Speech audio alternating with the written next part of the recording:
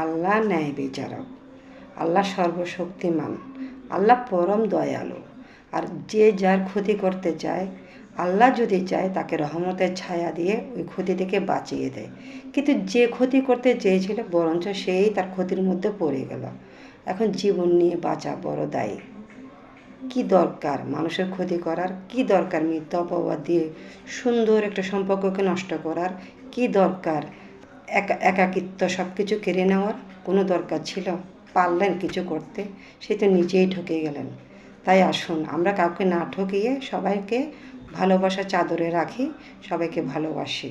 সেটা যেই হোক, আত্মীয় হোক কিংবা রক্ত সম্পর্ক হোক কিংবা ভাই ব্রাদার বোন যাই হোক, আসুন আমরা সবাই মিলে থাকি। পৃথিবীটা কয়দিনের, কেনই বা এই পৃথিবীতে আমরা আসলাম যদি এইভাবে আমরা সম্পর্ক নষ্ট করি?